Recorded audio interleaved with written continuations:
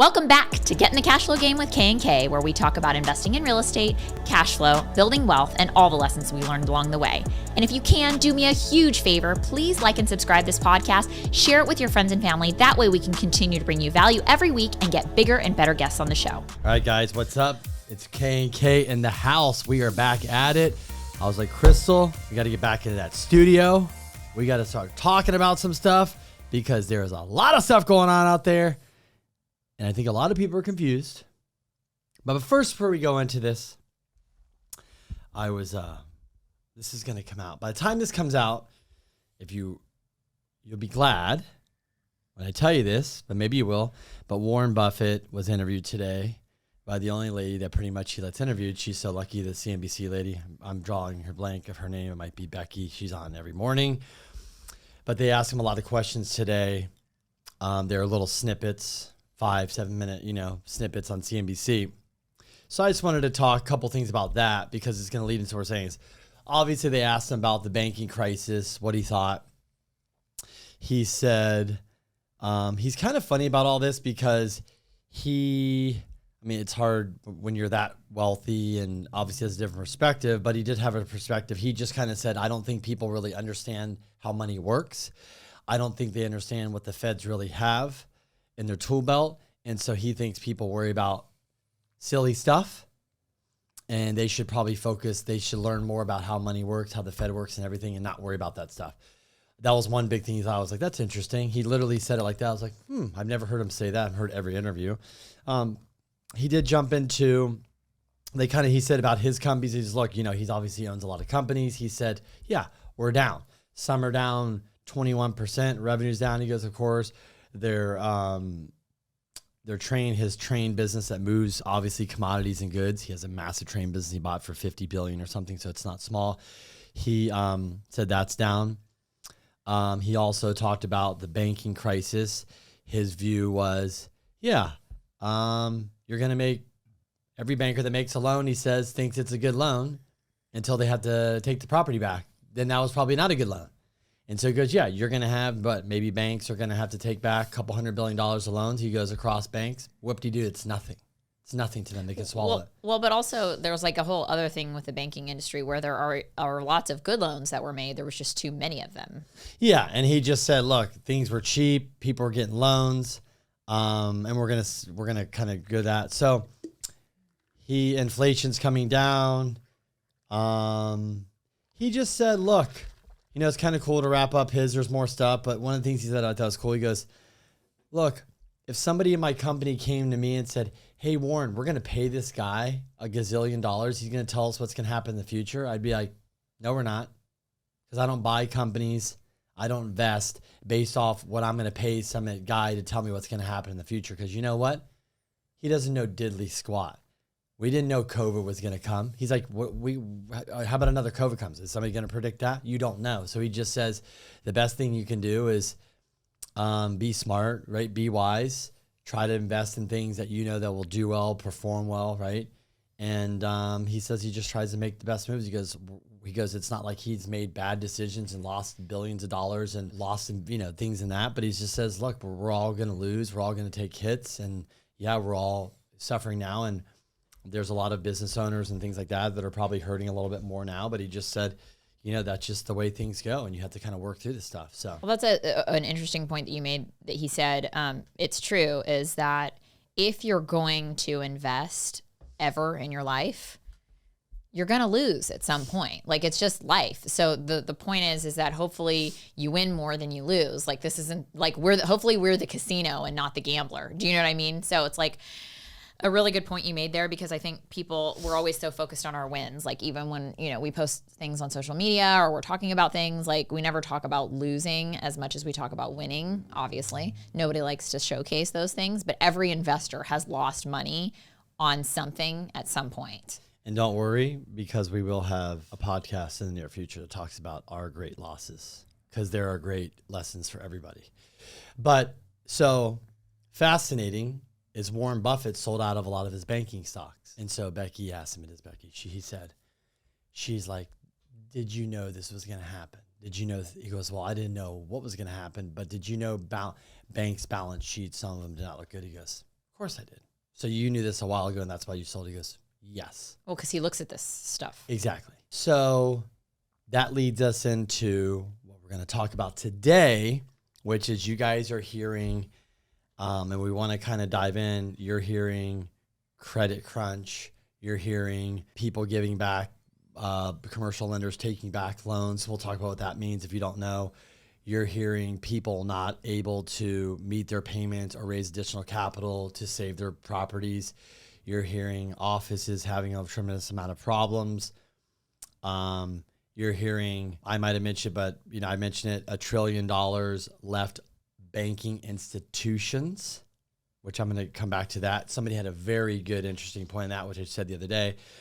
Banking institutions. I didn't say small banks. I said all banks. And we're going to talk today about what in the world does a credit crunch mean, right? When they say that, right? Crystal gets people like, what does that mean?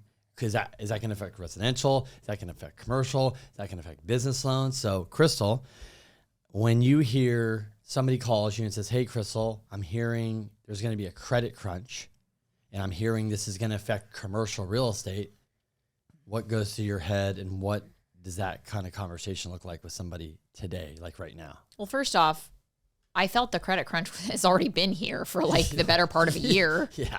So it's like the media always seems late to the game. But why was that? Let's back up. When did you, okay, I know that's the general consensus is a credit crunch, but you've already thought we've been in a credit crunch. When did you think the credit crunch, when did you start seeing and noticing it start to really affect your guys' business, and how did it affect it? The credit crunch really started probably in the middle of last year. So June, July. When rates started going up, yes. Okay. And that's when it was just slowly some of our lenders started backing away from lending, saying we're taking a break right now, or we can't accept new loans right now. Also, we had transactions that were literally mid-process where the bank was slow to process because they were having like staffing issues. They were slow and the rate lock expired due to their delays. And they said, sorry, your rate's going up. So things like that were happening as They don't early. care. They don't care. They don't. And this is where you see certain lenders, like for example, First Republic has been all over the news. Obviously, they're like the poster child for regional banks, potentially going under right now. But they were actually one of the few banks that honored what they told you. So if they gave you a rate, they honored it. Even as recently as last week when they closed loans prior, they raised their rates to like 7+%. But people who had loans in the pipeline with them at 5. We know somebody that locked in mid-4s because they had money in the bank. And basically, as they locked and were going, this banking debacle started. And they still honored the rate. And they honored it, and they just said, if you didn't lock, you'd be in the mid-6s. But guess what? The majority of banks didn't honor that. Yep. So on the one hand, That's a good point. I like that. So as a consumer, we really, really appreciate that, right? But then on the back end of it, maybe that's why they can't continue lending because they're continuing to do these low rate loans. Now they stopped it, but they stopped late. So it's been a variation of lenders not honoring rate locks because the rates were moving so quickly, and then lenders backing out completely from lending. So it really started like last, June, let's call it. I'm not saying that exact month, but basically like mid part of last year. That was like when the rate hikes really started escalating and lenders could not keep up with the rates. Then you basically saw banks completely change their attitudes. Even some of my small banks that we've had really good relationships with, their attitude completely shifted. So, and it was just very obvious. Like I'd come to them for the same kind of deals that I would normally do. And then suddenly, it was like I'd get pushed back. So it's been going on for a while. Yes, there's a credit crunch. But luckily in San Diego, I just don't think we feel it as much here. It's definitely felt because I'm getting more calls as a mortgage broker. Like someone who First Republic is their bank, guess what? They're calling me now like, hey, Crystal, really sucks. First Republic's not really doing loans. Their rates are too high. What can you do for me? So I'm getting a lot more of those calls. But we do still have banks here that are lending, that didn't do a bunch of bad loans, that are super active. So there are options. They're just constantly changing. Yeah, it's interesting. So I posted something on a platform I use that I'm very active on. Big platform, millions of users. And I post something saying about the credit crunch. And I basically, in my blog there, which I'll probably share this article that I wrote maybe in my Monday email. So if you're not signed up, hit me up. We'll get you on there. And some guy below, I wanted to share, this is funny. I was talking to Mitch about this yesterday. I said, this guy that's a developer clearly has money, comes on, and I just said, this is the time where you might go to a bank and they say no. This is the time to have a really good mortgage broker in your corner experience that can help you, right? And this guy's like, I 100% disagree with that. And I loved it because I was like, okay, cool. Which, you know me, it's like, this is friendly and I like this. And he just said, you should go all on your bank and you put your deposits and this. And I just kind of said, well, did you hear what I just said? There's lots of people that are all in on their banks, that have all their money in there, that might be wealthier than this guy. And their banks are like, we're not doing loans right now. I said, then what do you do? And he's like, my banks call me on the weekend and even Easter and this and that. And he goes, so maybe this guy, he was with one of the big banks, so I disagree they're going to be there for him. Maybe they are. My point of the story is if this guy is a gazillionaire, great. But for the average person that's going to go buy their second building or first building or do a construction loan or something, right, that doesn't have $10 million in a bank or have this long relationship and all this stuff like this guy said, you might go back to your bank that's been there for you and they might go, no, Crystal, we're not going to do that. Or you have your loan with them and they go, Crystal, I know we gave you this term sheet on this construction loan.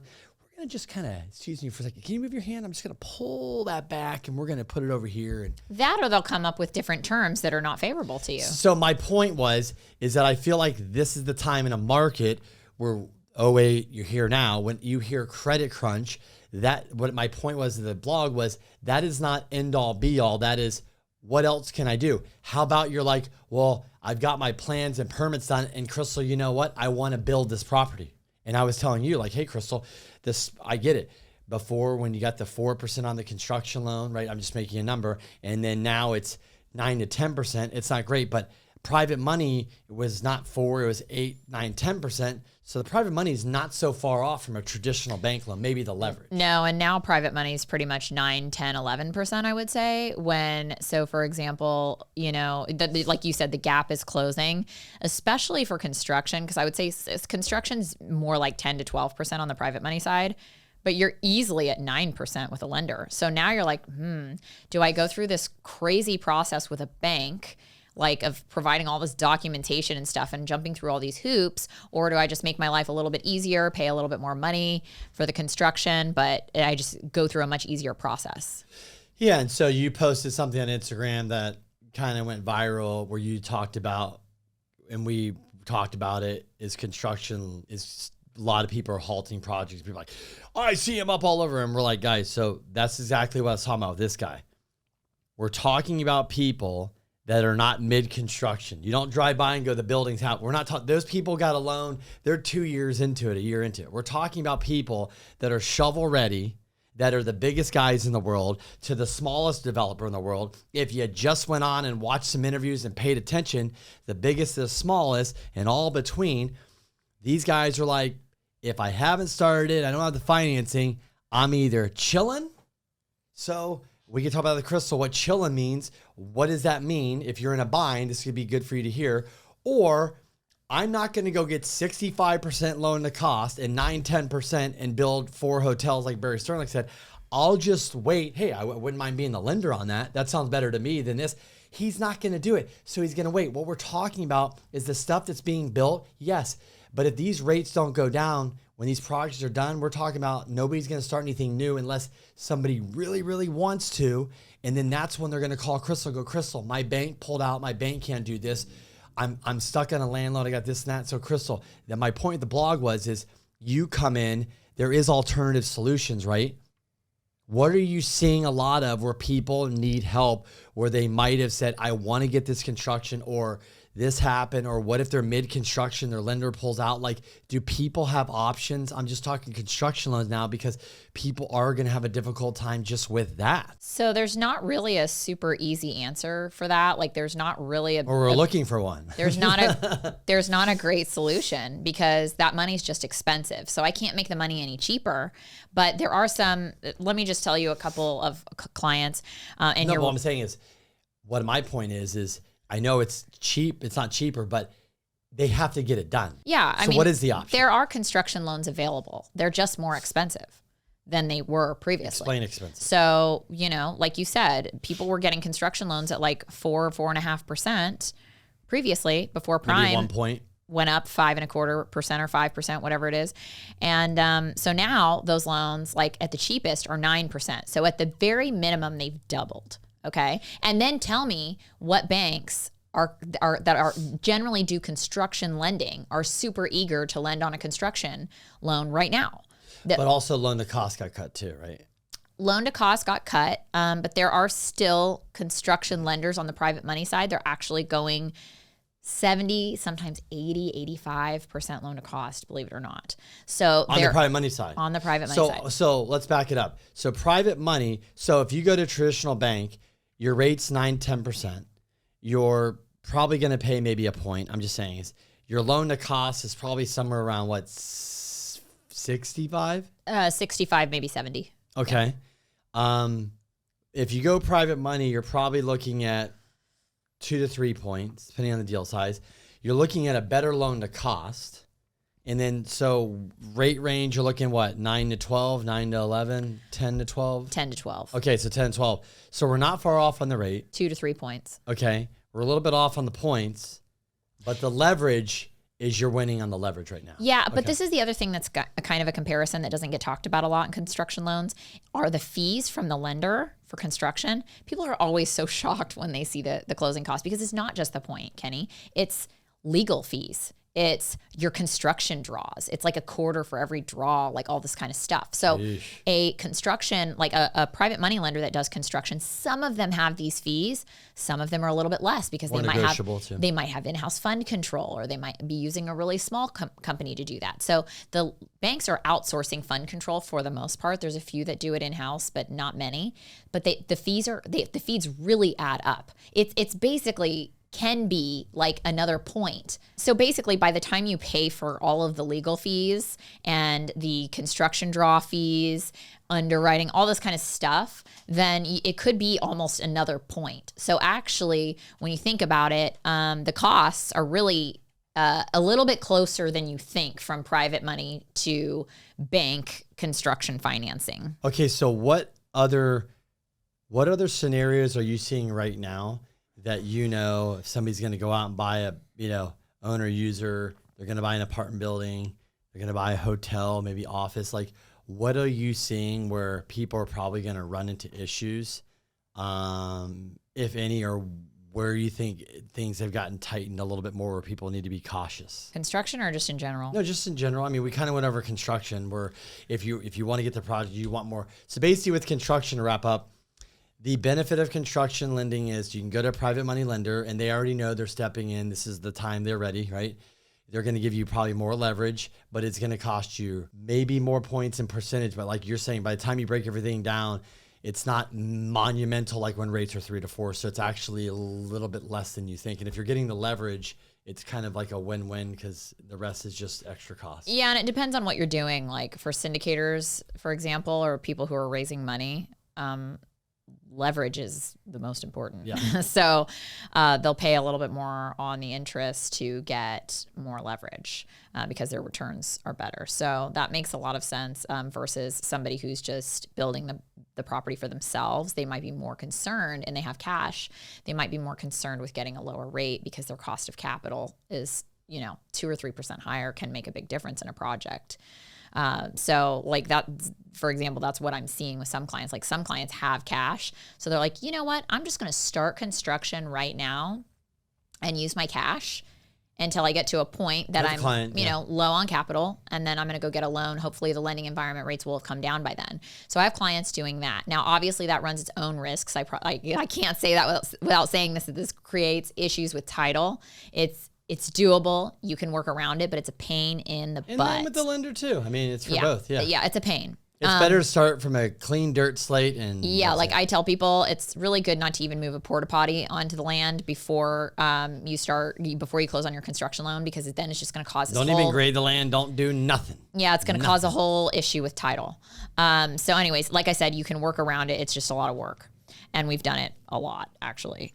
So anyways, in terms of like what people need to be careful of in this market, really the biggest thing is just like being aggressive. Like, for example, a lot of syndicators, like I hate to pick on them, but generally syndicators operate on leverage, right? Like max leverage. Like this is where you're seeing all these people on social media. They're like, I buy properties with zero money down. I'm getting 100% financing. Okay, it's very difficult to get that in the market today. And now when you're running your numbers to syndicate, because cap rates haven't really gone up that much, but rates have, it's just harder for deals to make sense. So lenders are not looking to lend to people who have little to no experience at the most aggressive terms. So like you can't go get max LTV and be a first-time investor. Like a lender in today's market might say, I don't really feel comfortable doing that. So if you're new in the business, it's not like it's necessarily impossible, but it will be tougher. And I think that's kind of the name of the game here, right? Like in a recessionary period, especially with banks that are having issues, everything is just more difficult. It doesn't mean that it's impossible, but it's more difficult. So lenders might back out. Things could change mid-transaction. If you don't have experience, they're not going to lend to you at the max LTV and everything. Like they're going to do more conservative lending. So the guy who owns a bunch of apartment buildings who's going to do a deal who wants max leverage has a much better chance of getting that than guy over here who's buying their first property. Yeah. So that's just like what it is. So that's just generally what I'm seeing in the market. And our lender pool is a lot smaller. We still have a decent amount of lenders, but it's a lot smaller than what it was a year ago or a year and a half ago. It's not necessarily they went under. It's just like they don't want to lend now. They pull back. They're just recalibrating their balance sheets. They're getting more liquidity.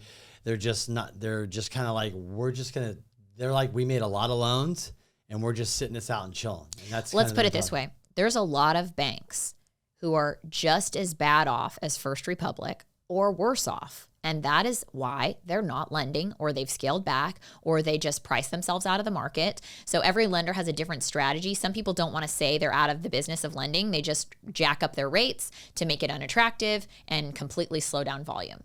So that is what, like, we're having everybody from we're not lending right now to, yeah, sure, we're lending, but my rate's, 7.25 starting at, so we have both ends of the spectrum.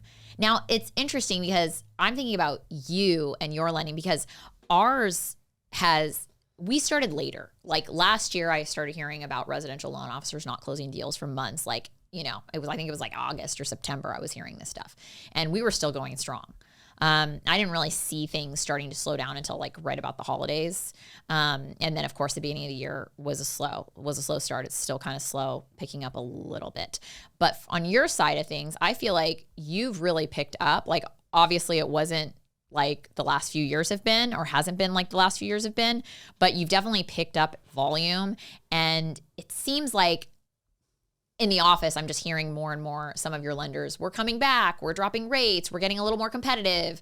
Are you seeing that? Because I know you've been doing a lot more of the niche stuff, like some of your non-QM lenders or your DSCR lenders or those things. Like, what are you seeing on your side? Let's just talk about investors first.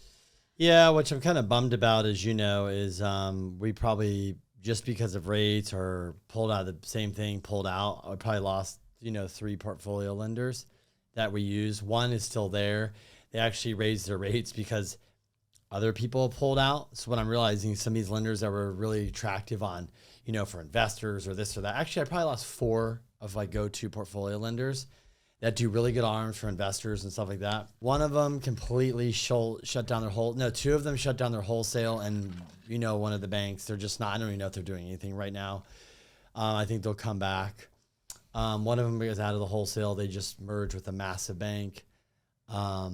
Another one I just talked to, they raised their rates because everybody else got out of the business. They're getting too much business. And you know who I'm talking about. They're very conservative. So they like to keep double the liquidity they need. And so they're like, well, if people want to get rates at this, and they're still getting inquiries at these high rates, so they're trying to slow it down. And another one was going strong last year, and then they just jacked their rates so high that there is no way anybody's going to go do a loan with them. And they have they have a 6-month floater, and I'm waiting for them to bring those things back, but I hope they do because they're going to be a very great opportunity. I was using them a lot for real estate investors. They do ARMs and fix, and they have a portfolio product at the bank. I think they just did a lot of loans, and they're trying to stack liquidity, and just like everybody else, they're freaking. So Is their 6-month floater, is it fairly competitive or not really? yeah, it just depends on what it's going to adjust to, because it is tied to SOFR. So it's 6 months, and the first adjustment's 2%, and it's 1. But the funny thing is that floater. Well, you mean it can go up 2%. To 2. So you don't know what the margin is on SOFR. 4 or something. Yeah. Oh. No, SOFR's 4. Well, with the margin of them. Yeah, margin. What's their margin? Not have to Yeah, check. because I know 2.5 SOFR's or pretty high. 3.5 or something. So it's not. So it might not be just bad. I think we're already at the peak of it. Yeah. But that floater people were getting, they're in the high 1s and the low 2s for investors. That's how low the rates were. So people are they're seeing the jump. They saw that 2% jump. They're only doing 1% after that. So anybody that did that floater at 2, they went to 4. They're still doing. They're still pretty good. They're still doing okay. And I think we're at the top. So do you think a floater is a good idea for investors right now? Just like where you see rates going and what so we think? the people that are looking at the floaters, we did some is because they either were in a private money loan and they believe rates are going to come down and there was not much option. So they might sell the property in 8 months, a year, or refi. So they're like, with this and this, we're cool. It works. So you can do IO on the floater. So it's not bad. I think that's kind of The attractive. floater's like, depending if it's like owner occupied in the 5s and the 6s, so it's not bad. So you're definitely getting it for 6 months. If you know you're going to sell in 8 or 9 months, and you are, like have some people, like we have to deal with maybe one rate adjustment, maybe. That's not bad. Non-QM space. Is the floor the start rate? No, I have to. See, I don't know. That seems like an interesting No, option. They're doing a lot of them. Yeah. They're doing a lot for investors because they're just kind of like, look, float me through for the next year. I mean, look, you're investing, you're taking a risk already. But if you truly believe that we're kind of at the peak of these rate hikes, it seems like a smart option. I'll have to do a video on it and dive more into the details and more margin all that. Yeah, because I think that's like a really good. Because 2%, it's not necessarily you're going to jump 2%. No. You could go down. By the time you get to 6 months, I'm guessing there's a floor. down. I'm guessing there's a floor of some Yeah, sort. it's probably the margin or something. Yeah. Yeah. So those spaces, just like yours, it's the credit crunch, the tightening. It just sucks because that's needed right now, especially on the super jumbo. Yeah, stuff. You guys really got screwed on the non-owner occupied stuff, right? Yeah, it was because your rates used to be a little better than ours. Like, when things were good. Well, these private banks just are out, and it's really screwing up things for the jumbos. Hopefully, they'll come back. I think they will. The non-QM space, which is gets securitized and sold in the secondary market, which is minimal. They're actually, the buyers are there. They're actually, rates are coming down. They're actually strong. They're okay. So that market, I haven't seen anything affected, which is surprising. The jumbo market for us isn't bad. Fannie, Freddie, FHA, they're always strong. They're there. Those rates have come down, I mean, FHA, VA, you're, lower 5s.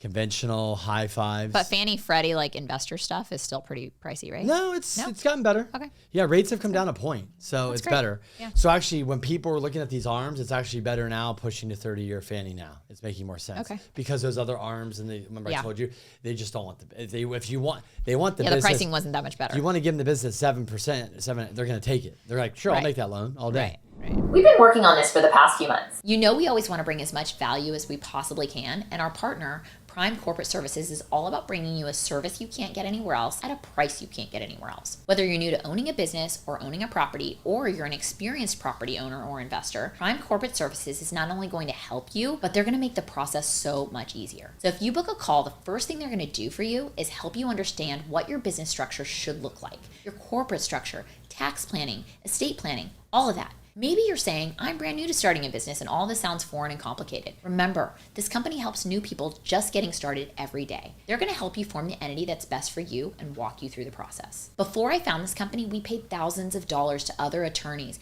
CPAs, and consultants to try to understand exactly how we need to be structured to be as protected as possible. We've also gone the other route and used online platforms to form entities which unnecessarily put us at risk. You guys, you don't have to do that with this company. They'll do all of these things for you at a reasonable price, so you never have to think about saving money at the expense of exposing yourself to liability. We've searched high and low, and you will not find this much value anywhere else. All you have to do is schedule a free call today. Just go to primecorporateservices.info/GITCG. Once again, that's primecorporateservices.info/GITCG. We'll also leave the info for you in the show notes. So that's what's kind of going on with us. One thing I do want to mention is kind of to wrap this up is that there's this perspective, if that's the right word, that everybody thinks that banks aren't lending and everybody's out. And so I keep sharing the story. We had a chief credit officer in here last Friday. I keep talking about one of my lenders. No, but I'm saying in general, we had a chief credit officer in here. Yeah. He came from a small bank here in California. He was 8 years at chief credit officer. And Crystal can tell you what exactly a chief credit officer is because she'll probably describe it better than me.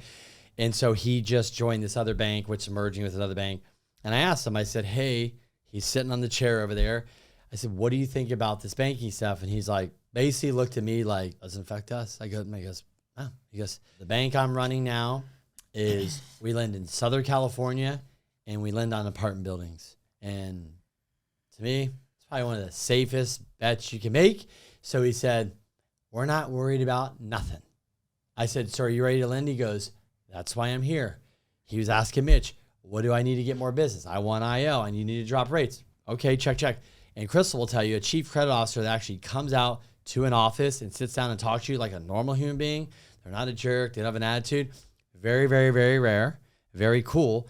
But my point is not all banks, like Mitch and Crystal said, whatever, which are right, decided to, for multifamily, drop rates to the floor and do every loan under the sun. Not everybody did that. Some said, we're going to stay up here because we don't want to fill our balance sheet with that. Some didn't get over aggressive or bridge. So there are banks and lenders that are going to rise to the occasion here, just like they did last time, and they're going to scoop in the business, and they're going to help Crystal's business and clients out. So let me tell you something. In terms of who's lending right now, if you just look back over time and you remember that you might have talked to some of these lenders that said, hey, look, I'm not going to be the most competitive game in town. I'm never going to be that guy. But I'm the person that, will do a loan for you that maybe other people won't based off of a relationship, based off understanding the situation, whatever. So those are the banks that are lending now. Why? Because they didn't lend at the absolute bottom rates. Like when lenders were at 4, they were at like 5.5, 6. So just on that one thing alone, first off, their lending rate was higher. Second off, their volume was lower because they weren't the cheapest game in town or close to. So the majority of the lenders who were ultra competitive are basically taking a step back right now.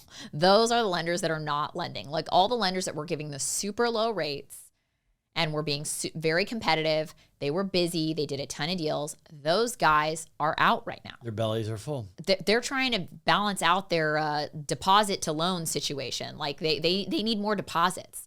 So it's like another guy commented on my social media too, saying something like, oh, that's, on my thing, like, don't take your money out of the banks. He's like, oh, that's ridiculous. Like, you should take your money somewhere else and stuff. And I'm like, yeah, but you're the same guy who needs a loan for your small business. You're the same guy who needs a loan on your real estate. Where are you, like, when you need that loan? Guess what? If you don't deposit your money with them, they can't make a loan.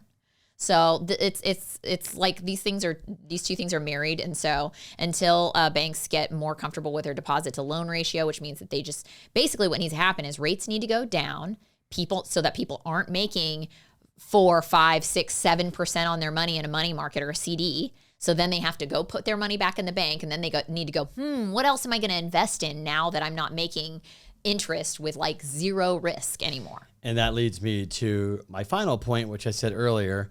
Warren Buffett actually said they invest. He said the other day, yesterday, we were on the phone with my guy and we put $2 billion into 6-month treasury. So he goes, all my money, my cash, and more $100 billion is sitting in the treasury. He goes, I was making nothing. And the reason why he puts it in treasury, because it's protected, kind of backed by the government. He's like, I was making nothing. He said for $100 billion, he was making $500 million. Now he's making $5 billion. And also, there's some interesting tax rules around the interest that you make off of this money. So Jeff Dunlop, who, if you guys know who he is, he's the Mr. Bond King up here, small house, poor guy in Orange County. You feel bad for him. Just kidding. He's the Bond King. If you see him, check him out. Super smart guy. He had a very interesting thing. He says a lot of people had their money sitting in these checking accounts, right? Or somebody said this between a couple of these guys, right? And they weren't paying attention, right? Who's paying attention? All of a sudden, this whole banking debacle comes. Everybody stops and goes, where's my money? Where's this? And what they did is they started calling the banks. They're like, wait, what is that? What's that sign there? What is 4% for a, wait a minute, what am I getting? Wait a minute, so I'm getting 0.5% in checking and I could move my money to here, 4%. Then all of a sudden they started calling their stock guy going, hey, what are my options? Like, oh, we could put it in T-bills. What's that mean? Oh, it's 6 months. We can pull it out. You need the cash. Like, well, I don't need this. So T-bills is this, money market's this, CDs this. Well, guess what, guys? That whole banking debacle, you know what he did? Just what Crystal said. I'm making no money. And they basically, all these people took $1 trillion from checking accounts and they got a 400 basis points raise to money market CDs and treasury bills. $1 trillion came out of the checking accounts like that where banks need them. And you guys got to remember, if you go put money in a bank, and Crystal will tell you whether it's stocks or mutual fund or CDs, that's not what they want. They want your money in a checking account or savings because that's how they lend off. There's a whole rule. A lot of banks don't count the money that's in money market accounts or CDs as deposits, because like in terms of like it has for to their go lending somewhere, whatever the whole thing is. But anyways, my point is that, like Crystal said, $1 trillion left all the banks because simply everybody had to stop and go, there's my money. And now it's in all, money market CDs and the treasury earning money. And like Crystal said, it's risk-free, very easy. Treasuries, there's some state tax, you don't have to pay whatever. And so... Yeah, I don't want to screw up those rules, so look them up yourself. Yeah. But there are some rules about the interest that you earn whenever you buy bonds and things like that. So it's pretty cool. So if people are looking at money market versus putting their money in bonds or treasuries, like you got to weigh those options out, but there are some tax benefits there for investing in bonds and treasuries. So what Crystal's saying is, and this is what I keep saying, is there's $5.6 trillion in money market accounts. There's trillions and trillions in CDs, trillions and trillions in treasury that weren't there because people had it in real estate, crypto, stocks, art, watches, cars, everything. And when the market went to hell in a handbasket, everybody's like, oh, well, zero risk. I'll just put it over here and make 5%. So there's trillions and trillions of dollars sitting there earning interest. And like Crystal said, what is the motivation for somebody to go, well, whenever I start making 0.5% or 1%, I'm going to go, well, I need to put that somewhere. Should I go buy stock? Should I go in real estate? So to make 5%, there's some CDs that are paying 7%. I posted something. It's no risk, no reward, maybe some tax benefits. It's pretty easy. That's what people's money are sitting in. So imagine when rates come down and all that money's got to go somewhere. It's going into crypto, the stock, to art, to cars, to new TVs, real to estate. Vacations. Oh, did I mention real estate? Because I think real estate's going to be the big winner. Anyways, that's what I got for this week. Crystal, what do you got for closing to leave everybody with some positive words? Well, I think you pretty well covered it on your rant there. But yeah, I mean, everything that you're saying is right because we're basically like inventory is super low. So it just means that when interest rates drop, it's going to get crazy competitive again, no matter what. Good. Yeah. No matter where you're at, no matter what market you're in, at least I know here in San Diego that our inventory is about is for commercial is at least 50% low for like lower than a healthy market. And you guys are like way under. From a healthy? Yeah. I mean, healthy. You guys are like 90% lower than what so would be you can do considered the healthy. math on your calculator. Yeah. So healthy is 10 to 12. Well, we'll say very nicely, it's 10 to 12,000 listings. Yeah. And we have 2,300. Yeah. That's so like you're way lower. 60. You're like 90% lower. We're like 50%.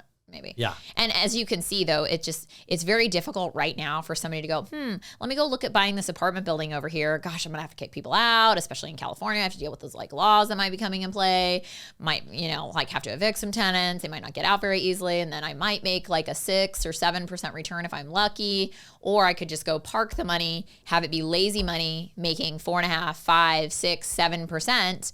What are we going to do? Now, obviously, there's some more benefits to real estate. I agree, like, appreciation, tax benefits, like different things. There are different kind of positives to real estate. But right now, when you're not so certain, you're like, cool, I'll do that real estate thing. I'm just going to wait a little bit, And that's kind of where everybody's at. And then everybody's going to be all in the same boat again. They're all going to come flooding the market to buy properties, which, is great for us business-wise, but it is much harder to buy a property then. So it's like you're either dealing with tough market because credit's tighter, harder to make deals make sense with interest rates, or you're dealing with a super competitive market, multiple offers, over a list, not making a whole lot of sense, just kind of getting caught up in the competition of it all, and you're getting a good low rate. But like, what does that do when your returns are already getting diminished because you're having to go way above ask? Yeah, I mean, the new housing crisis, what everybody thought the crisis was going to be is we're going to have a 2008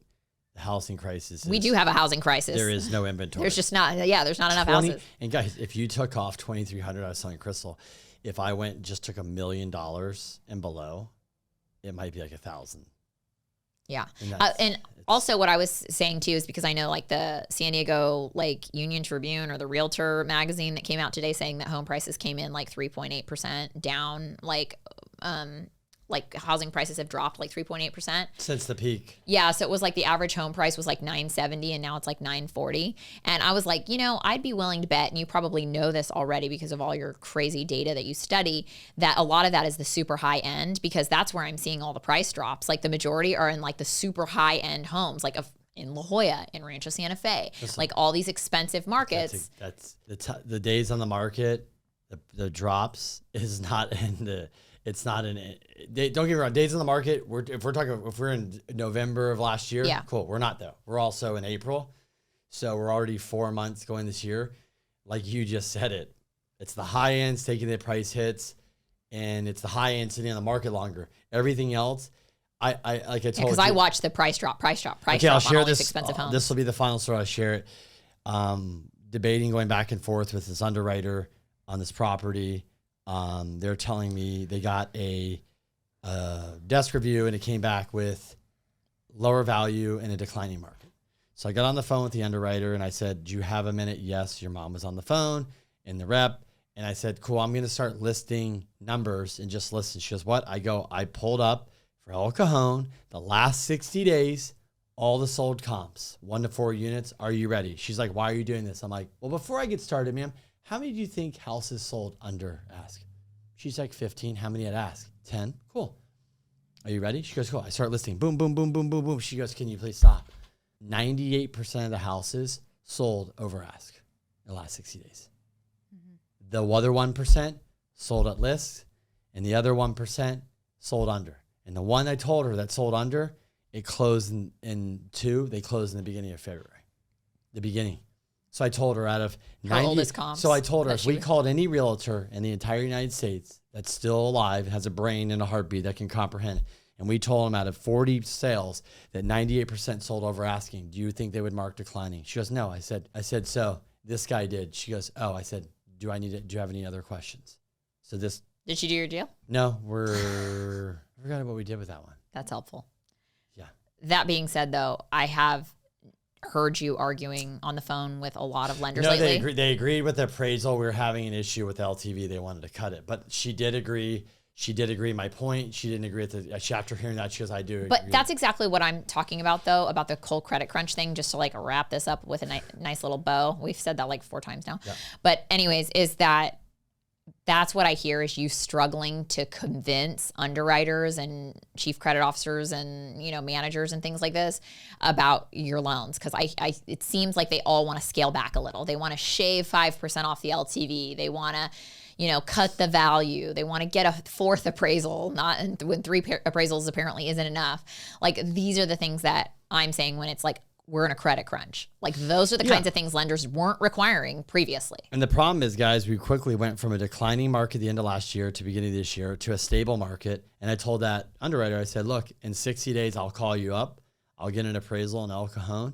And I guarantee you it's going to be marked increasing. And she's like, I don't disagree. I said, because every comp I just told you sold over. Yeah. And the new comps are going to list higher and this and that. So, anyways. Appreciate you guys watching. Don't forget to share, like, comment. Tell us what you're seeing out there. See you guys soon.